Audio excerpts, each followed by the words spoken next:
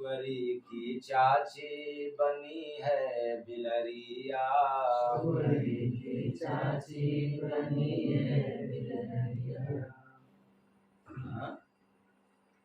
आज के भजन का मुख्य पात्र कौन है? सुअरी। तो सुअरी तो उल्टा शब्द है, क्योंकि कबीर साहब भी अपने जमाने में उल्टा पुल्टा सुनाया था कि नहीं, दास कबीर की उल्टी बानी बरसे कम्बल भीगे। तो हम लोग कहेंगे कि अरे कम्बल कहाँ बरसता है, वो तो पानी बरसता है, कम्बल भीग सकता है। उसी तरह से यह भी उल्टी बात है, कहेंगे हैं चाची कहां से हो जाएगी। तो कबीर साहब उस समय सिद्ध किया था कंबल के बारे में, वैसे मैं भी आप लोगों के सामने आज सिद्ध कर रहा हूँ। क्या? सुअरी की चाची बनी है बिलरिया, सुअरी की चाची बनी है बिलरिया। तो सुअरी कौन है? सुख सुविधा। तो सुख सुविधा रूपी सुअरी की माया रूपी बिल्ली रिश्ते में क्या बन गई? मतलब जिसको ज्यादा सुख सुविधा चाहता है उसका संबंध माया से ज्यादा रहता है, वो मायावी व्यक्ति ज्यादा है, इसलिए माया क्या बन गई? आंटी बन गई। बनरा को लगती वहीं रे पियरिया, बनरा को लगती वहीं रे पियरिया। मतलब बंदर, बुद्धि रूपी बंदर को सुख सुविधा रूपी ईश्वरी बड़ी प्रिय लगती है, प्यारी लगती है। तो बुद्धि को बंदर की संज्ञा दिया गया, बंदर की समान। वो कैसे? जैसे बंदर एक जगह एक डाल फिर स्थिर नहीं रहता, वैसे मानव की बुद्धि भी एक जगह स्थिर नहीं रहता। तो बुद्धि और बंदर दोनों एक समान है। तब तक जब तक सत्संग नहीं सुनेंगे तब तक बुद्धि आप लोगों की इसी तरह से इधर उधर दौड़ भाग करता रहेगा, और जब सत्संग सुन लेंगे तो बुद्धि के पास क्षमता हो जाएगा संसार में क्या गलत है और क्या सही है। इसलिए बुद्धि रूपी बंदर यानी बुद्धि को बड़ा प्रिय लग गया माया, सुख सुविधा। तो गदहवा को सपना दिखाती सुनहरी, ये भैया देखे अजब हम सुअरी, ये भैया देखे अजब हम सुअरी। तो गधा आ गया। गधा कौन? ज्ञान रूपी गधा। जिसके पास जितना ज्यादा ज्ञान है उतना बड़ा गधा है। कहेंगे अरे ये इतिहास भूगोल गणित और ये सब ज्ञान सब गधा के समान। वो कैसे? कुछ दिनों का काम देता है। इस ज्ञान की पूजा नहीं होती, जिस ज्ञान की पूजा होती है वह आत्मज्ञान है। कौन ज्ञान? आत्मज्ञान। और आत्मज्ञान पढ़े लिखे से नहीं आता, आत्मज्ञान तो गुरु के नाम को जितना याद करेंगे उतना आत्मज्ञान बढ़ता है। तो ज्ञानी लोग अपने ज्ञान को छोड़ते नहीं, वो जहां भी रहते हैं कहते हैं कि मेरा ही ज्ञान सत्य है, सही है, सबसे बड़ा है।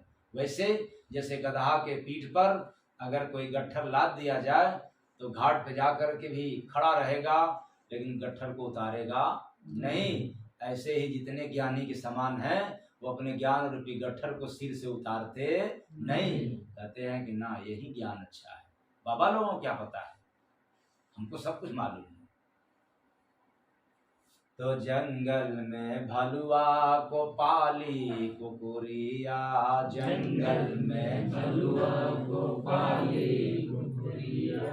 जंगल में यानी मानव शरीर रूपी जंगल की बात मैं कह रहा हूं, न कि पेड़ पौधा वाला जंगल। मानव शरीर रूपी जंगल में चिंता रूपी भालू, जो ज्यादा चिंता करता है उस बेचारे की शकल चेहरा भालू के समान हो जाता है, देखने में अच्छा नहीं लगता है। कभी ऐसे इधर रेखा पड़ जाता है, कभी कोई इधर रेखा पड़ जाता है, तो कभी कहाँ समझ नहीं आता। चिंता या झूठ कपाट जो भी करने का है कुछ समय के लिए। ये विपत्ति काल में भी साथ नहीं देता ये ज्ञान। तो ज्ञान की पराकाष्ठा को विवेक कहते हैं। जहां तक ज्ञान गया है उसके आगे से स्टार्ट है विवेक, यानी विवेक में समझ होता है और ज्ञान में समझ नहीं होता। अगर ज्ञान में समझ होता तो हर ज्ञानी पाप नहीं करते, झूठ नहीं बोलते, बेईमानी नहीं करते, ईर्ष्या चुगलाई बुराई नहीं करते। उनको समझ नहीं है, लेकिन जितने लोगों को समझ है वे नहीं करते। तो ज्ञानी तो सब है, समझ नहीं है। तो समझ बढ़ता है सत्संग सुनने से। इसलिए जैसे ही सत्संग सुनते हैं तो विवेक रूपी बछवा का जन्म होता है, अर्थात वो मिल जाता है। तब यह जो स्वरी बझाई है यानी रोकी है, सुख सुविधा, इसको तिरस्कार कर दिया जाता है। क्या सुख सुविधा लेकर के क्या करेंगे? जब अंत में शमशान घाट जाना तय है, सारे कपड़ा उतर जाएगा, ये भी साथ नहीं जाएगा, धन संपदा भी साथ नहीं जाएगा, तो इसके चक्कर में बर्बाद क्या किया। अब जो साथ जाएगा उसके लिए काम करेंगे। तो साथ क्या जाने वाला है? नेक कर्म, यानी अच्छा व्यवहार, संस्कार, भक्ति भजन, ये साथ जाता है। इसलिए तो मुर्दा हो जाने के बाद भी लोग कहते हैं कि फलाने कितना नेक आदमी था, और कुछ लोग तो कहते हैं जाने दो, चला गया, ठीक है, जाना ही चाहिए।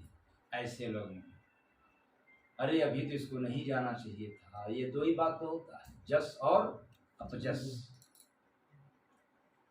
तो सोच लो, जब शमशान घाट तक भी जस और अपजस की बात होती है तो जहाँ गया जीव वहाँ कितना चर्चा होता होगा कि ये जस वाला जीव है या अपजस वाला जीव है। इसलिए यह आत्मा रूपी शेर, यानी आत्मा जब जाग जाता है सत्संग में विवेक रूपी बछवा का जन्म होने के बाद, तो फिर सुख सुविधा रूपी स्वरी का त्याग कर देता है।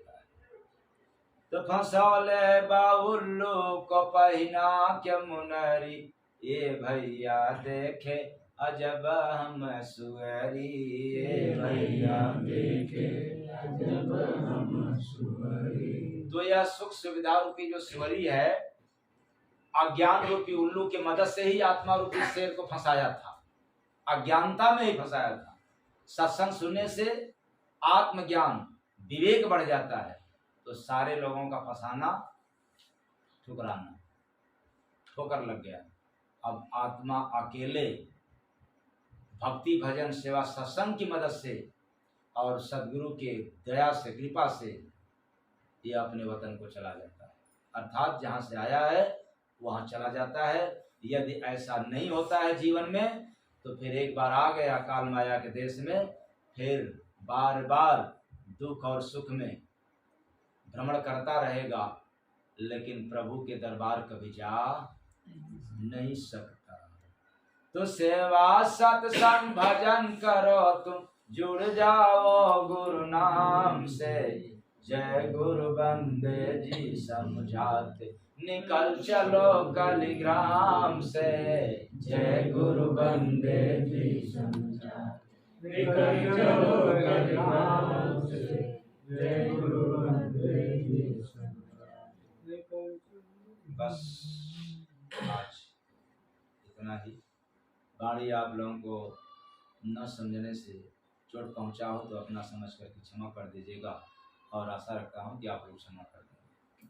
साहेब सबका, साहेब सबका।